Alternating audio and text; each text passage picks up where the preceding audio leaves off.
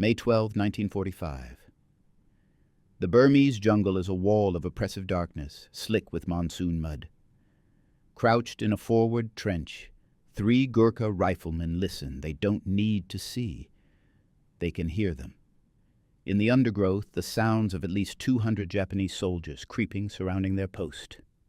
These 3 men are alone, 100 yards ahead of the main British line. But this tiny, muddy hole is more than just a trench. It is the linchpin of the entire defensive perimeter. If this single post falls, the Japanese will roll up the flank and slaughter 2 full companies. The odds aren't just bad, they are impossible. At 1:20 in the morning, the night explodes. A grenade arcs through the darkness and lands just outside the trench. While others might freeze, Rifleman Lukman Gurung acts. He scoops it up, hurls it back toward the enemy. The blast illuminates the jungle, revealing dozens of Japanese soldiers rushing their position. Seconds later, another grenade tumbles inside the trench. Again, Gurung snatches it and throws it back, where it detonates in midair. This isn't panic. This is reflexes honed by brutal training. This is a veteran warrior in complete control. A third grenade lands, this time at his feet. Gurung's training takes over. He instinctively reaches down to hurl it back, but this time he's a fraction of a second too late. The grenade detonates in his hand. The blast is catastrophic. It tears the fingers from his right hand. White-hot shrapnel rips into his face, permanently destroying his right eye. Burns sear his arm, chest, and legs. In that same blinding flash, his 2 comrades are badly wounded.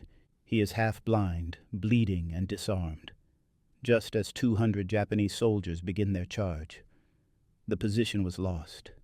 His comrades were incapacitated, and he was bleeding, half blind, and missing most of his right hand.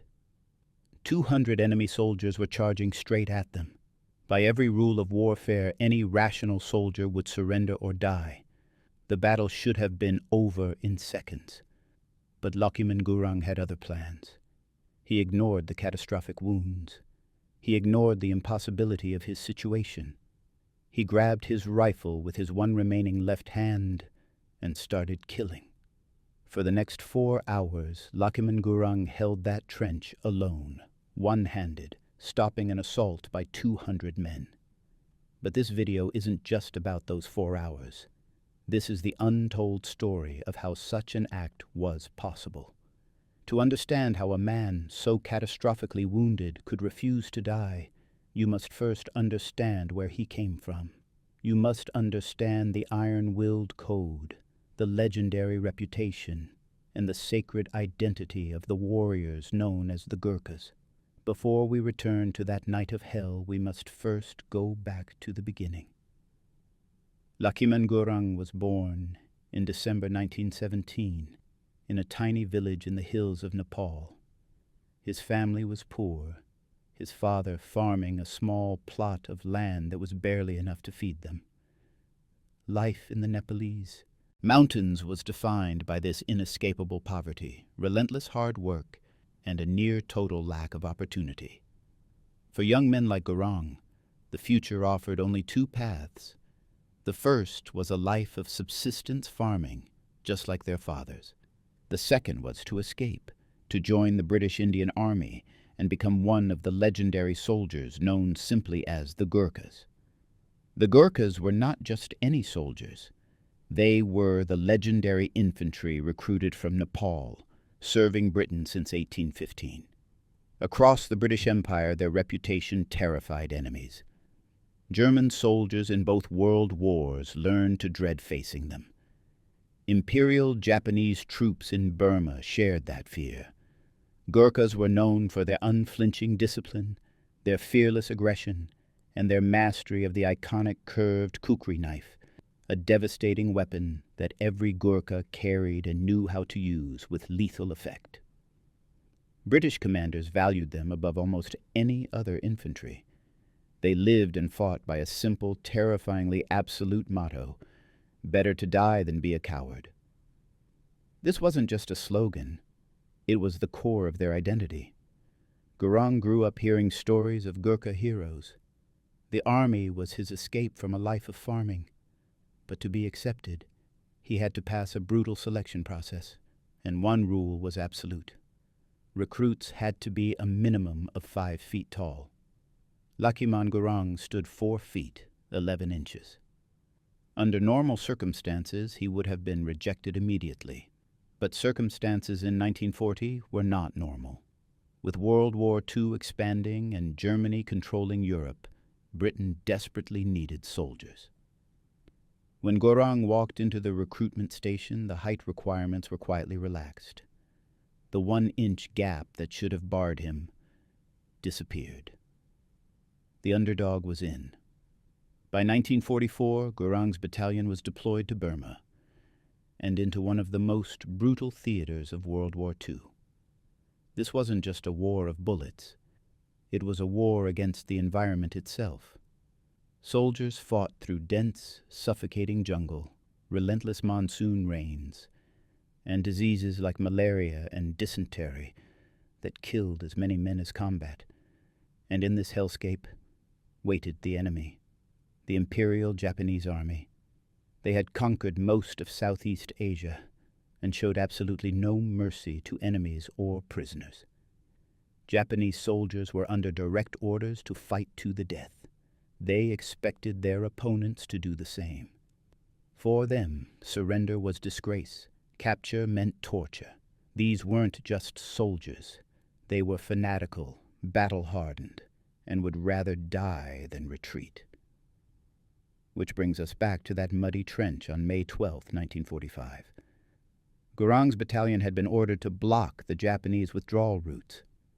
His section was assigned to the most forward post, a single trench, 100 yards ahead of the main British line. This wasn't a position meant to be held. It was a tripwire. Their job was simple and suicidal. Provide early warning and slow down any Japanese attack just long enough for the main company to react. It was, by design, the most dangerous position in the entire perimeter. They would be the first to be hit, the hardest to reinforce, and the most likely to be overrun. Even before the first grenade fell, they were never expected to survive. From his trench just yards behind, Gurung's section commander, Naik Debasing Buddha, watched the assault begin. He saw the first grenade land near Gurung's post. He watched Gurung scoop it up and hurl it back. Seconds later, another grenade fell in the trench. Again he saw Gurung grab it and throw it out, where it exploded in midair. Then a third grenade arced through the darkness and landed at Gurung's feet. Buddha watched Gurung bend down to pick it up. This time it detonated. The blast was catastrophic, a blinding flash of orange and black. It tore Gurung's right hand apart, mangling bone and flesh. Shrapnel ripped through his face, destroying his right eye. The explosion was so powerful it wounded the other 2 men in the trench, taking all 3 defenders out of the fight.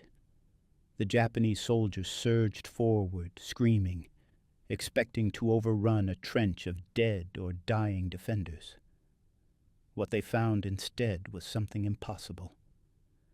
Lukman Gurung grabbed his rifle with his left hand. This alone should have been a futile gesture. His Lee Enfield rifle weighed 9 pounds and was designed exclusively to be fired right-handed. The bolt action, the mechanism required to eject a spent cartridge and chamber a new round, was built for the right hand to operate. Gurung's right hand was a mangled ruin of blood and bone, so he improvised. He braced the rifle against his left hip. He aimed with his one remaining eye. He fired. Then, in an agonizing, clumsy, and excruciating motion, he would have had to work the bolt with that same left hand, chambering another round. He had to learn this in real time, under fire, while half blind and bleeding out. And he didn't just fire. He started hitting them, rapidly, accurately, killing the lead attackers as they charged. The The Japanese soldiers expected to find a mopping-up action. They expected screams of pain or the silence of death.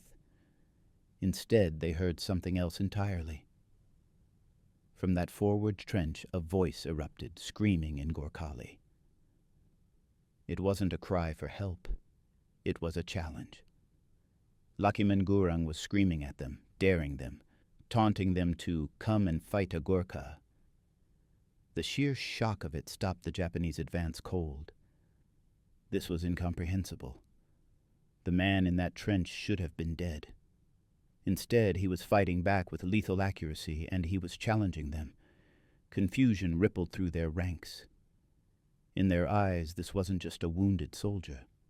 This was a demon, a one-eyed warrior who simply refused to die. That defiance, that roar from a man who should have been silent, sowed a terror that bullets alone could not. The next 4 hours became a cycle of sheer, unbelievable endurance. The Shin battle was no longer a single charge. It was a relentless, grinding siege. The Japanese tried rushing the position again and again. Each time, Gurung shot them down. The dead piled up so thick in front of his trench that the bodies of the fallen became a physical obstacle for the living. They changed tactics, trying to flank the trench. Gurung, despite his one eye and agonizing pain, shifted his fire, covering every angle. More grenades fell into and around his post.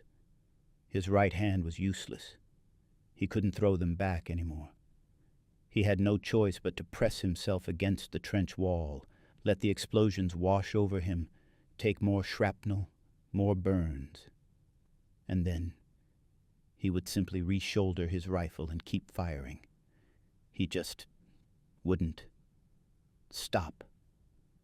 As the first hint of gray light touched the sky, the Japanese, in a final act of desperation, gathered their remaining strength. They needed to break through before daylight exposed them to aircraft and artillery. They charged one last time, screaming, firing everything they had, determined to finally overwhelm the single wounded defender. Lukman Gurung met them with his last rounds of ammunition.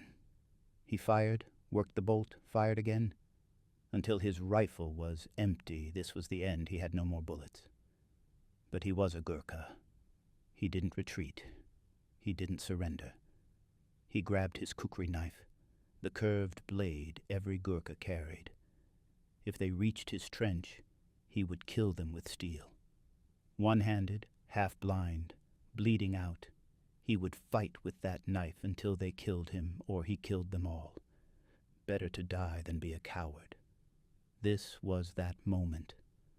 But the Japanese never reached his trench. That final, desperate charge broke. The survivors faltered, turned, and melted back into the jungle, retreating as the sun began to rise. The attack was over. As the light filtered through the trees, Gurung's comrades rushed forward to that isolated post, fully expecting to find him dead. No one could have survived that night, but Lukman Gurung was alive. They found him sitting upright in the trench, surrounded by empty shell casings, his rifle across his lap. His right hand was destroyed, his right eye gone, but he was conscious. His one remaining eye was still watching the jungle, still ready for the next attack. While Gurung was being evacuated, his comrades began the grim task of clearing the battlefield. What they found around his tiny trench was simply astonishing. 31 dead Japanese soldiers lay in the mud in front of his post. 31 confirmed kills.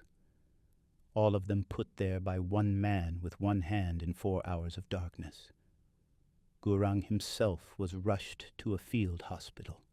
Surgeons saved his life, but the cost was catastrophic. His right hand had to be amputated. His right eye was gone forever. The recommendation for the Victoria Cross, the highest possible decoration for valor, was immediate. His official citation, published in the London Gazette, cemented the unbelievable facts. It read, in part, "The rifleman, now alone and disregarding his wounds, loaded and fired his rifle with his left hand for 4 hours. Afterwards, there were 31 dead Japanese around his position, which he had killed with only one arm. The impossible story was now an official, undeniable record. Lukman Gurung returned to Nepal, not as the boy who left, but as a hero missing an eye and a hand, carrying the Victoria Cross. Life after the war was difficult. He couldn't farm effectively with his one remaining hand and struggled financially for years. But in his homeland, he was revered. He was a living legend, a symbol of Gurkha courage. His story endures for one simple reason. Lukman Gurung was not superhuman. He was a 4'11" man from a poor farming village. What he possessed was not invulnerability, but something far stronger, the absolute refusal to quit, even when quitting would have been justified. 200 soldiers were stopped that night, not by a demigod, but by one wounded man who simply would not quit. If this story of incredible courage moved you, we'd be honored if you'd like this video. Stories like these take days of research to bring to light, and your support helps us uncover more forgotten heroes. Subscribe and turn on notifications so you never miss another unbelievable true story from the greatest generation. And finally, we want to hear from you. Tell us in the comments below. Did you have a father or grandfather who served in the war? Have you heard similar stories of soldiers fighting against impossible odds? Share your family stories and your thoughts below. Thank you for watching, and thank you for remembering.